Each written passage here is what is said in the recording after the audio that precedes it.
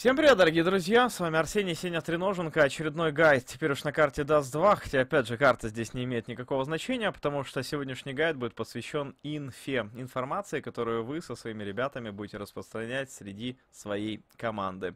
Дело в том, что многие любят поболтать, многие любят говорить о каких-то бесполезных вещах в кейсе, но при этом, если вы будете максимально четко выражаться и передавать информацию о своих соперниках и о своих предчувствиях своим ребятам, тогда вы станете полезным игроком для вашей команды. И причем, ну, опять же, хочу, чтобы вы четко уяснили, инфа это настолько важно, что вы можете быть, например, там по фрагам уступать, быть на последнем месте или там на предпоследнем месте, но при этом по КПД, по коэффициенту полезных действий вы будете первым или вторым. Этого нету в статистике, этого вам не покажут наш LTV.org, это не оценят в рейтинге лучших, но поверьте, это оценят ваши тиммейты, это оценят умные люди, которые с вами играют. Возможно, если они с вами играют, если они у вас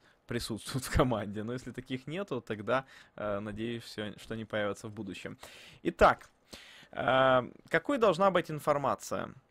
Запомните, что если вы серьезно подходите к игре, то вы ни в коем случае не должны рассказывать, не знаю, о том, как вы там поели, как у вас дела в школе и так далее. Все это должно остаться за процессом командных игр.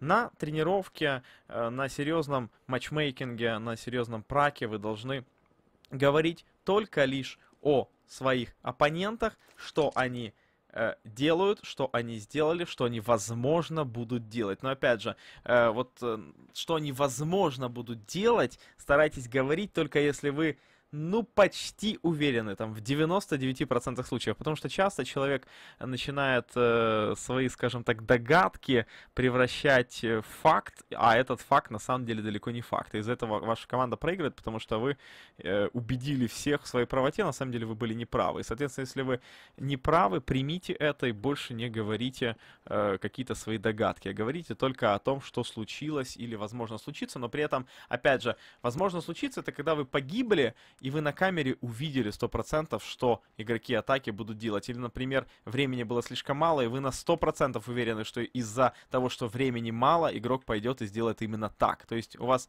есть на что опереться, а не просто какие-то там ваши мысли, взятые непонятно откуда, из потолка. Дальше.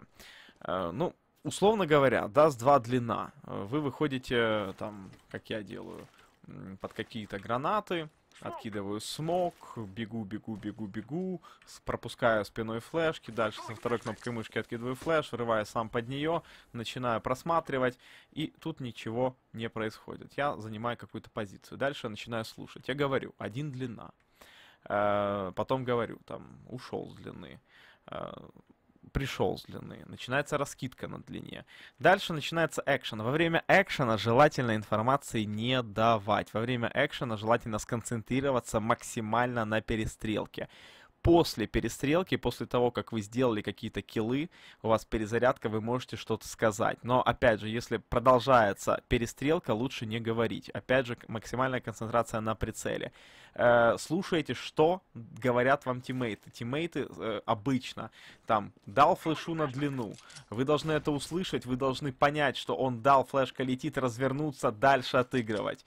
Как только какой-то размен здесь произошел, вы сделали киллы, вас убили или вы убили, соответственно, вы должны продолжить информировать вашу команду о происходящем. А именно, отошли ли с длины, или если вас убили, вы говорите 2 на длине, проходят на старт. Дальше. Обратите внимание, что желательно, чтобы у вас в вашей команде или в вашем миксе вся карта была названа, а именно, я где-то выпускал гайды, по-моему, по названиям точек, но если у вас этого гайда нету, тогда загуглите, опять же, полно у нас карт, которые расчерчены и написано, как что где называется. Условно говоря, вы должны говорить, 2 на длине, пошли на старт, вышли на длину, пушат, под гранаты, кидают смог, флешки. Все. Дальше вы должны замолчать, то есть у вас буквально есть 3 секунды после смерти. Дальше вы должны замолчать, не давать ценных советов своим тиммейтам и слушать уже, как спектатор, что же говорят ваши тиммейты. Если вы будете говорить после смерти, вы засоряете фон, вы не участвуете в игре, и вы очень часто будете своим тиммейтам мешать. Только если вы на 100% в чем-то уверены, можно в таком случае еще что-то сказать или подсказать. Но только если вы на 100% уверены. То есть, по сути, это там, в 5-10% вот такого вот диалога. Потому что в 90% случаев такие люди, которые начинают говорить после смерти, они обычно не правы. Поэтому только если вы на 100% уверены в своей правоте, вы можете высказаться и подсказать своему какому-то тиммейту по поводу той или иной ситуации. Опять же, предельно четкая инфа. Карта расчерчена, и каждая позиция как-то названа. Общайтесь по секторам. Только о происходящем просите гранаты, подкидывайте гранаты сами, высказывайте свои предложения. Никакой лишней вообще инфы и максимально мало ваших каких-то предположений. Предположения может выстраивать только капитан команды. Вы же можете ему чуть-чуть чем-то как-то подсказывать информацией. Например, если у вас повторяется какой-то очередной закид, который уже был в этой игре, вы можете сказать, они делают опять ту же раскидку. И тогда уже капитан может понять, что если они делают ту же раскидку, возможно, это тот же раунд. Но это далеко не факт, что это тот же раунд. Вы тоже должны об этом понимать, потому что, возможно, если команда взяла какой-то раскидкой один раунд, то в следующий раз она сделает такую же раскидку, чтобы навязать уже какой-то фейк на этот раунд. Поэтому будьте предельно внимательны, говорите только по игре. Ставьте классы. С вами был Арсений, Сеня Треноженко.